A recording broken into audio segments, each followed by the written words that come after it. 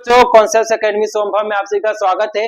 आज हम लोग यहाँ पर लिस्ट का कॉन्सेप्ट देखेंगे कि लिस्ट के बारे में हम लोग बेसिक टू एडवांस पूरा जानेंगे, किस तरीके से हम इसे बना सकते हैं, किस तरीके से लिस्ट की वैल्यू का हम ऑपरेशन कर सकते हैं। आज हम इसके बारे में जानेंगे। सबसे पहले लिस्ट है क्या? लिस्ट बच्चों एक स्टैंडर्ड डेटा टाइप है जो डेटा को स्टोर करके रखता है। आप जनरली इसको इसी तरह मान सकते हैं कि आपके पास जैसे 1000 वीडियो है लैपटॉप में। अगर आपको कहा जाए कि उसमें से 2018 का एक वीडियो दीजिए अपने बर्थडे पार्टी का, तो आपको ढूंढने में बड़ी दिक्कत होगी। पर अगर आपने अलग अलग फोल्डर में सारे वीडियो रखे, party 2018 birthday party, Arijit song and अलग अलग फोल्डर बना के सारे वीडियो आपने अलग अलग फोल्डर के अंदर रखे, तो आपको ढूंढने में आसान होगा। मतलब आपने एक डेटा क्रिएट कर दिया, उस डेटा को किसके अंदर दे दिया? एक फोल्डर के अंदर। इसी तरह जो लिस्ट है बच्चों, अगर वो क्या करती है, अपने अंदर बहुत सारा डेटा स्टोर करके रखती है।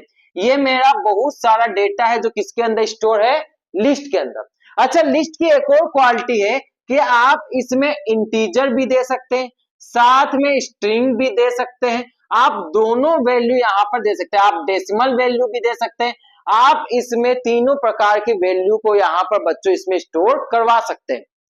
ठीक, अब लिस्ट को स्टोर करने का तरीका क्या है? आप इसको स्क्वायर ब्रैकेट से दिखाते हैं। स्क्वायर ब्रैकेट से अगर आपको इंटीजर वैल्यू देनी है तो आप 1 लिखेंगे खाली, पर अगर आपको स्ट्रिंग देना है तो डबल इन्वर्टेड कॉमा के अंदर या सिंगल इन्वर्टेड कॉमा के अंदर ही आप स्ट्रिंग को देंगे।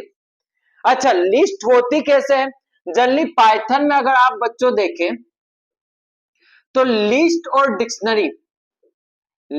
डिक्शनरी जो है बच्चों, वो कैसा डेटा टाइप है? म्यूटेबल डेटा टाइप है। म्यूटेबल माने क्या होता है? चेंज, जो चेंजेबल हो, जिसको चेंज किया जा सके। तो लिस्ट एक म्यूटेबल डेटा टाइप है जिसकी वैल्यू को हम चेंज कर सकते हैं सेम एड्रेस पर।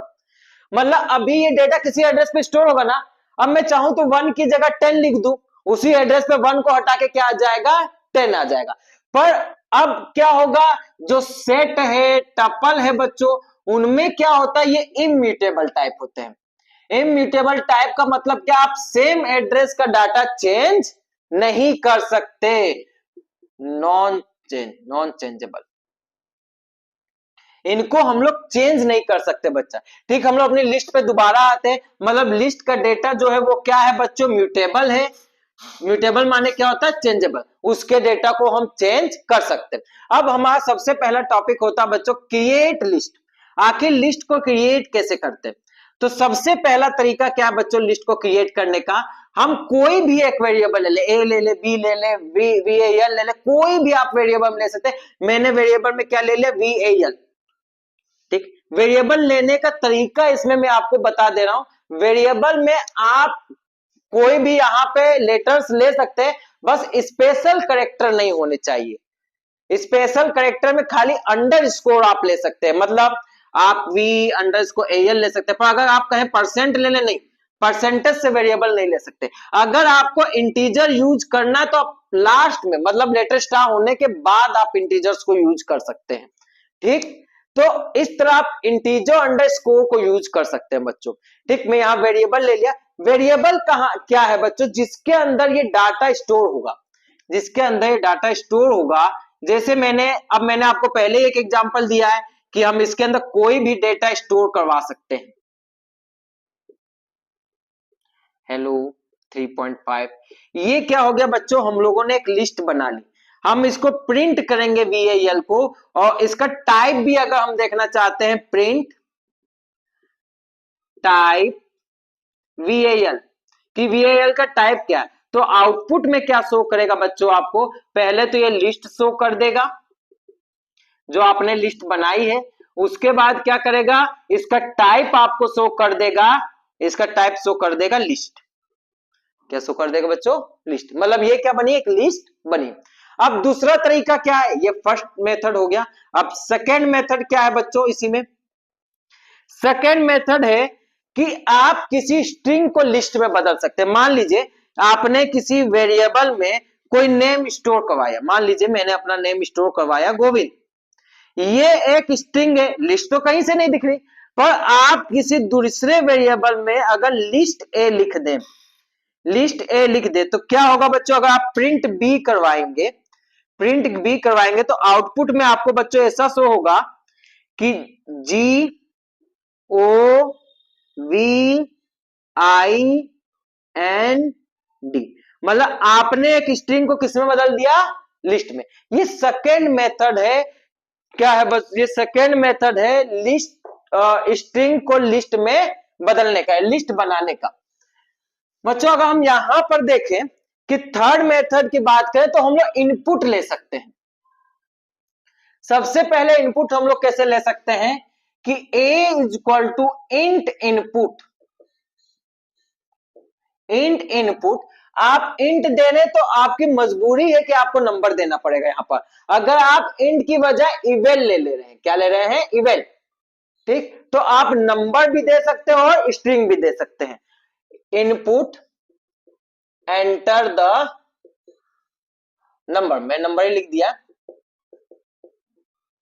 अब प्रिंट ए, सबसे पहले क्या आएगा बच्चों, आपको आउटपुट में क्या शो करेगा, एंटर द नंबर। तो आपको एंटर कैसे करना मैं ये बता रहा हूं। आपको क्या करना, सबसे पहले एक स्क्वायर ब्रैकेट लगाना है आउटपुट बोर्ड पर, उसके बाद 1 2 और कुछ कॉलम में देना चाहते हैं कि आप नो देना चाहते हैं, 4, एनीथिंग, ये सारे नंबर आपने लिख दिए तो ये क्या बन गई, लिस्ट। अब जब ये प्रिंट होगी तो आपको कैसे प्रिंट होगी, इसी तरीके से ये प्रिंट होके आएगी, ठीक। ये लिस्ट आपने क्रिएट कर, अगर इवेल की तरह अगर आप इंट देते तो बच्चों वहां पर क्या होता, खाली इंटीजर्स को ही वो लेता। अब इसके बाद क्या बच्चों, फोर्थ वे क्या है, ये थर्ड वे हो गया। फोर्थ वे क्या है यहां पे बच्चों लिस्ट को क्रिएट करने का, कि आप सीधे ही लिस्ट ले लें, a is equal to list input enter the number. अगर आप यहां पर क्या है, यहां पे आपको कुछ भी नहीं करना है, आप प्रिंट ए,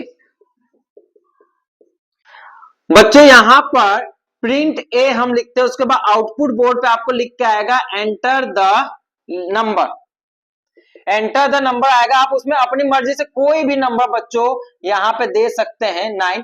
जैसे ही आप यहां प्रिंट होगा तो बच्चों यहां पे प्रिंट होके कैसे आएगा, आप ध्यान से देखिए, इनको ये इंटीजर्स में नहीं ले रहा है, ये किस में ले रहा है, स्ट्रिंग में, क्योंकि अगर सिंगल इन्वर्टेड के कॉमा के अंदर कोई भी चीज लगी है तो वो किस में लेगा, स्ट्रिंग में लेगा। मतलब उसने लिस्ट तो तैयार की, 1 2 3 5 9 को किस में यूज किया, स्ट्रिंग में लिया उसने, वो इस पे ऑपरेशंस नहीं कर सकता अभी, क्योंकि इनको स्ट्रिंग में इसने यूज किया है, ठीक।